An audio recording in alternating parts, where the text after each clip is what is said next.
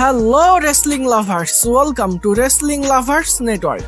শেষ হয়েছে আরো একটি মানডে নাইট রয়ের শো, আর এই ভিডিওতে আজকের মানডে নাইট রয়ের সম্পূর্ণ রিভিউ করব। আজকের মানডে নাইট রয়ের শো শুরু হবার আগে যেমনটা ভেবেছিলাম যে এই শোটা অনেক ভালো হবে, তবে সম্পূর্ণ শো দেখার পরে কিন্তু অতটাও ভালো মনে হয়নি।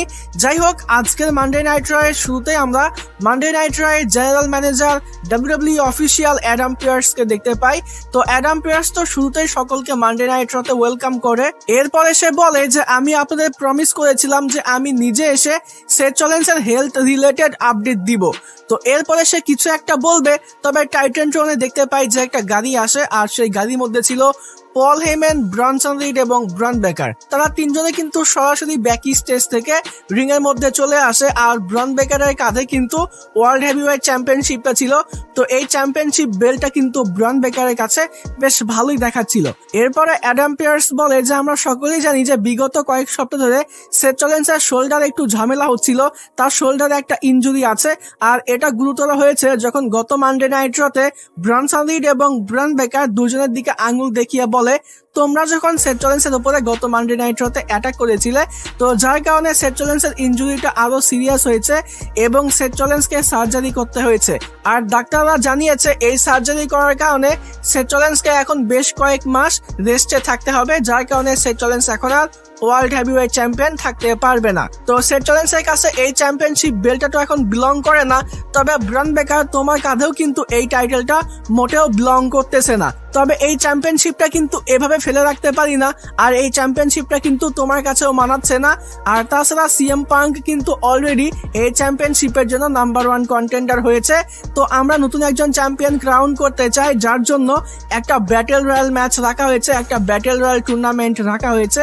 আর এটা কোথায় হবে জানো? এটা হবে আজকের মানডে নাইট রতেই। এরপরে সে ব্রন বেকারকে বলে যে তুমি এই চ্যাম্পিয়নশিপ বেল্টটা আমার কাছে হ্যান্ড ওভার করো। এরপর ব্রন বেকার বলে যে এই চ্যাম্পিয়নশিপটা যদি আমি তোমার কাছে হ্যান্ড ওভার না করি তাহলে তুমি কি করবে? তো পল হেমেন এখানে ব্রন বেকারকে একটু কর্নারে নিয়ে গিয়ে পিছনের দিকে নিয়ে গিয়ে বলে যে দেখো, ও অফিসিয়াল, ওকে চ্যাম্পিয়নশিপটা দিয়ে দাও, এটাই ভালো হবে, না হলে পরে কিন্তু ও ঝামেলা করতে পারে। এরপর ব্রন বেকার অ্যাডাম পিয়ার্সকে বলে যে দেখো, আমি এই চ্যাম্পিয়নশিপটা তোমাকে দিয়ে দিব, তবে একটু রেসপেক্টফুলি আমার কাছ থেকে এই চ্যাম্পিয়নশিপ বেল্টটা চাইতে হবে। তো এরপরে অ্যাডাম পিয়ার্স বলে যে ব্রন, রেসপেক্টফুলি তুমি এই চ্যাম্পিয়নশিপটা আমার কাছে হ্যান্ড ওভার করো। তো ব্রন বেকার বলে যে না, হচ্ছে না, আরো একটু রিকোয়েস্ট করতে হবে, আমাকে প্লিজ বলতে হবে, সে প্লিজ। তো অ্যাডাম পিয়ার্স তো একটু বিরক্ত হয়, তবে কিছু করারও ছিল না, সে কিন্তু প্লিজ বলে। আর এরপরে ব্রন বেকার চ্যাম্পিয়নশিপটা দিয়ে দেয়, তবে অ্যাডাম পিয়ার্সকে নয়, পল হেমেনকে। আর পল হেমেন অ্যাডাম পিয়ার্সকে সেই চ্যাম্পিয়নশিপটা দিয়ে দেয়। অ্যাডাম পিয়ার্স চ্যাম্পিয়নশিপটা নিয়ে সেখান থেকে চলে যায়। এরপরে পল হেমেন কথা বলতে শুরু করে। পল হেমেন বলে যে আপনাদের সকলেরই প্রশ্ন, আমি কেন সেথ রলিন্সের সঙ্গে এমনটা করলাম, আমরা কেন সেথ রলিন্সের উপরে অ্যাটাক করলাম।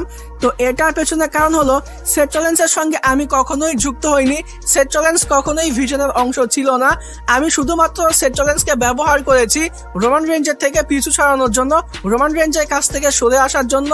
রোমান রেঞ্জের কাছ থেকে সরে আসার জন্যই কিন্তু আমি সেথ রলিন্সকে ব্যবহার করেছি। আমি আমার বন্ধু সিএম পাঙ্কের সঙ্গে বিট্রে করেছি। আমি ব্রন বেকারের মধ্যে পোটেনশিয়াল দেখতে পেয়েছি, যার জন্য কিন্তু ব্রন বেকারকে আমি সবার আগে পিক করি। আর ব্রন বেকারের কাছে আসার জন্য আমি সেথ রলিন্সকে শুধুমাত্র ব্যবহার করেছি।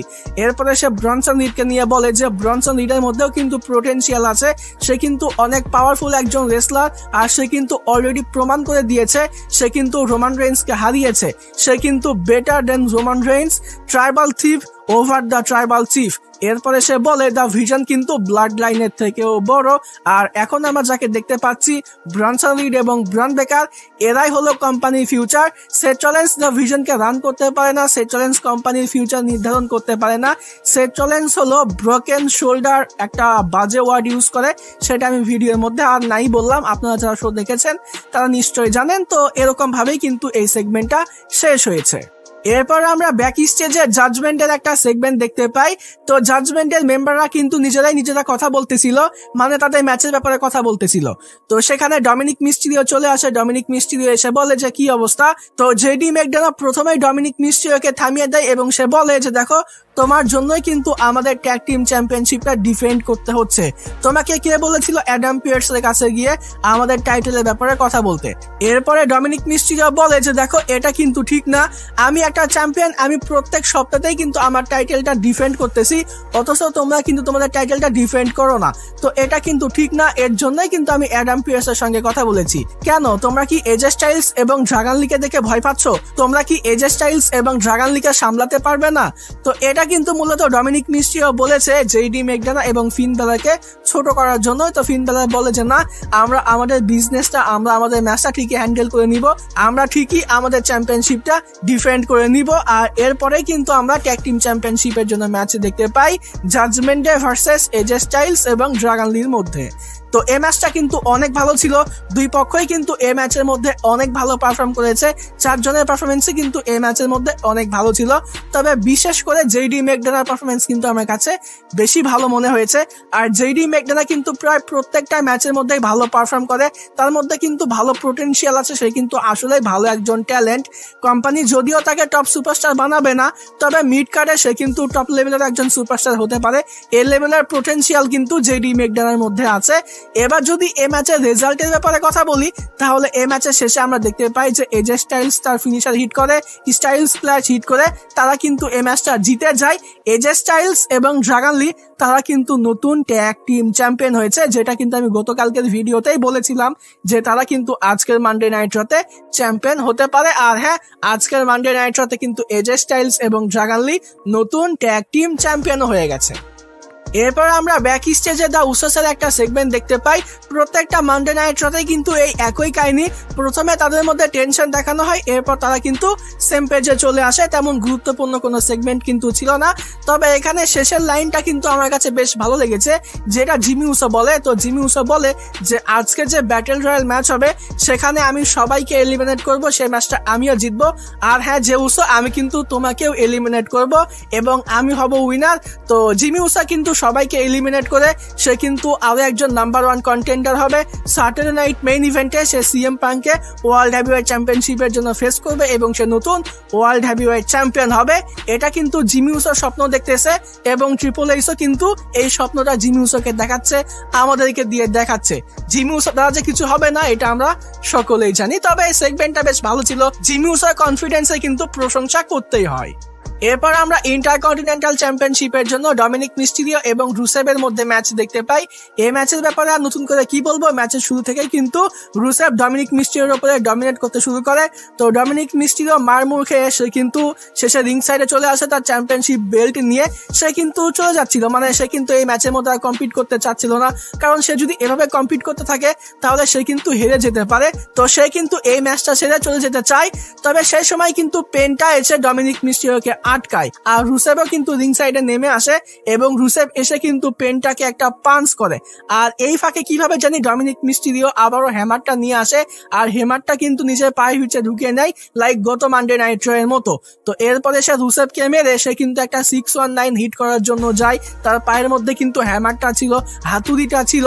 তবে রুসেভ কিন্তু আজকে ধরে ফেলে এবং সে কিন্তু হাতুড়িটা বের করে নেয়। তো হাতুড়িটা বের করার পরে রুসেভ কিন্তু সেই হাতুড়ি দিয়ে, সেই হ্যামারটা দিয়েই কিন্তু ডমিনিক মিস্টিরিওকে মারতে যায়। তবে রেফারি কিন্তু রুসেভের থেকে সেই হ্যামারটা নিয়ে সে কিন্তু রিং সাইডে দিতে যায়। আর এই ফাঁকে ডমিনিক মিস্টিরিও কিন্তু পেছন থেকে রুসেভকে একটা লো ব্লো হিট করে, যার পরে রুসেভের আর কিছু করার থাকে না, শেষে গিয়ে একটা 619 এবং একটা স্প্ল্যাশ লাগিয়ে ডমিনিক মিস্টিরিও কিন্তু রুসেভকে হারিয়ে দেয়।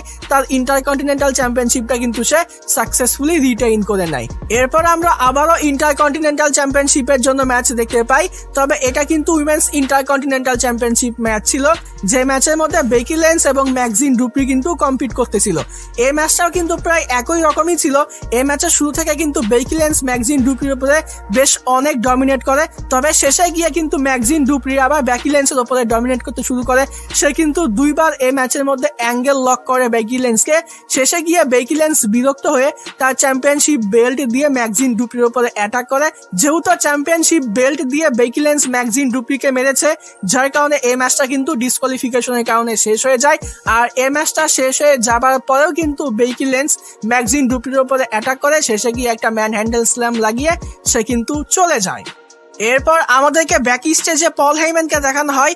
পল হেইম্যান মূলত অ্যাডাম পিয়ার্সের অফিসের সামনে দাঁড়িয়েছিল। সে কিন্তু প্রায় অনেকটা সময় ধরে দাঁড়িয়েছিল।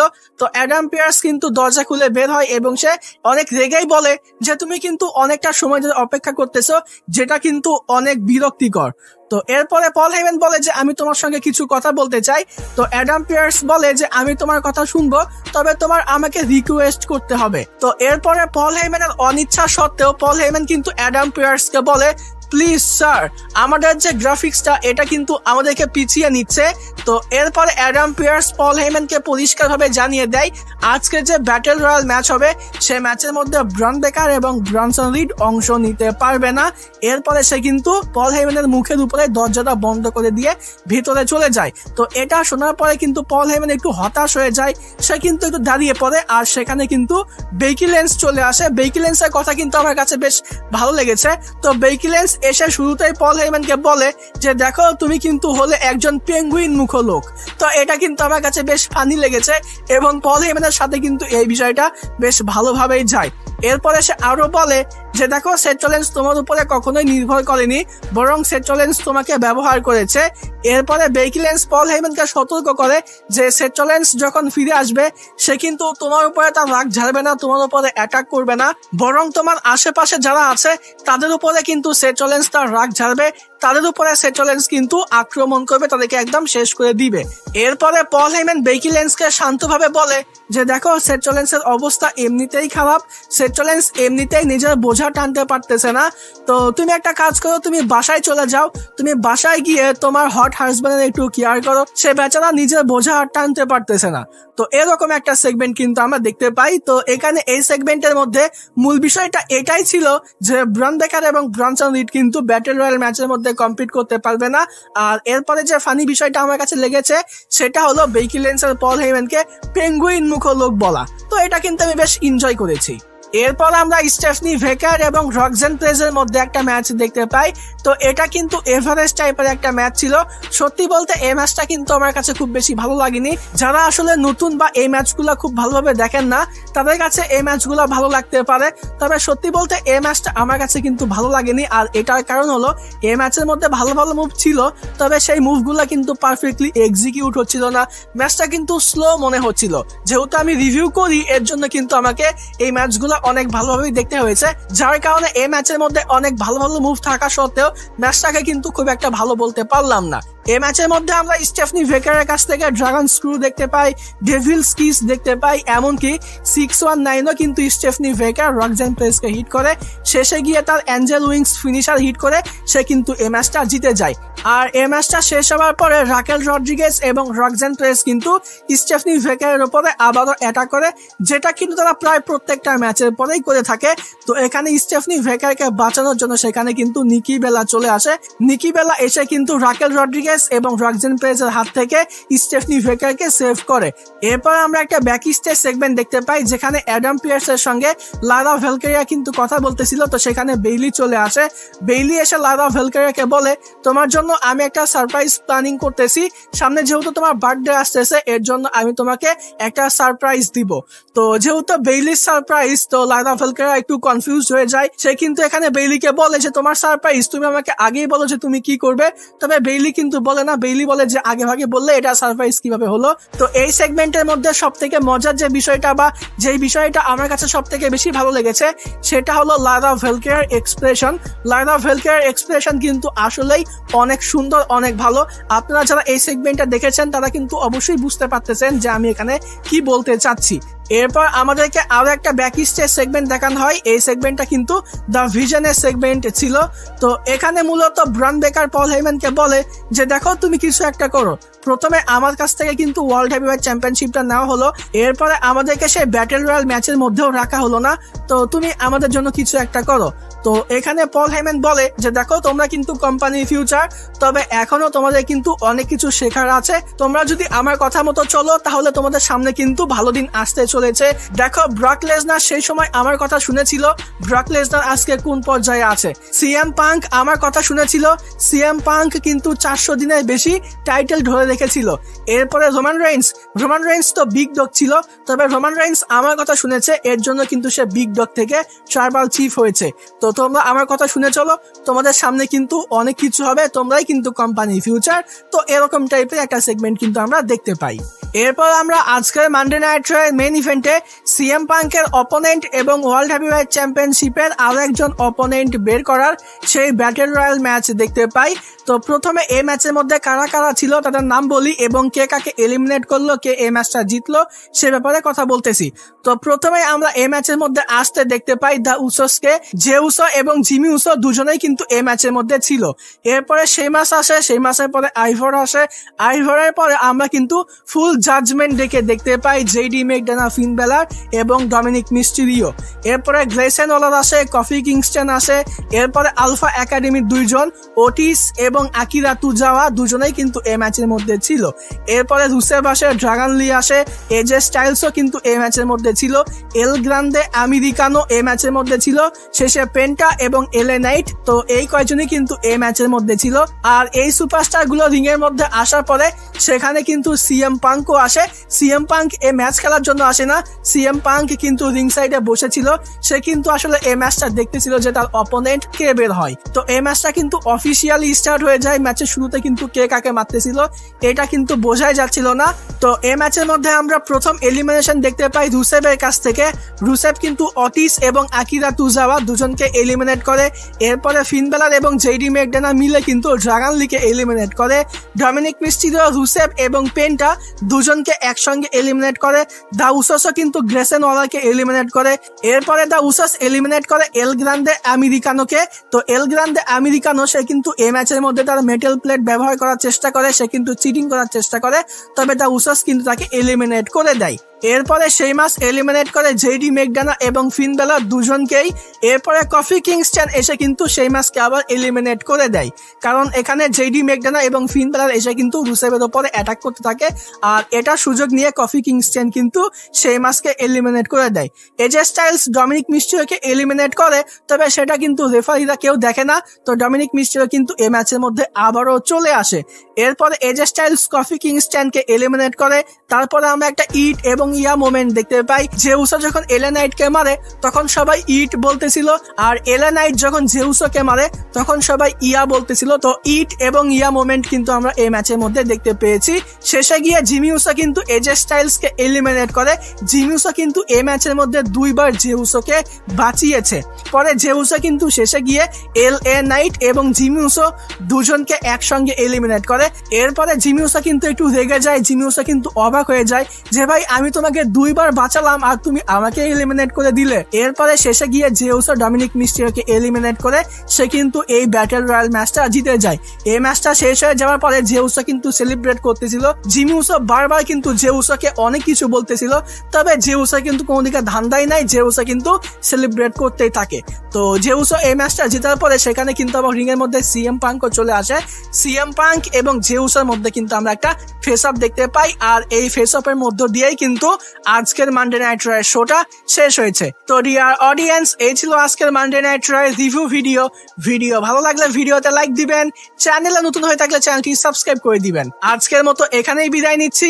যাবার আগে একটি কথাই বলতে চাই, যদি রেসলিং ভালোবাসো তাহলে আমরা সবাই এক টিম।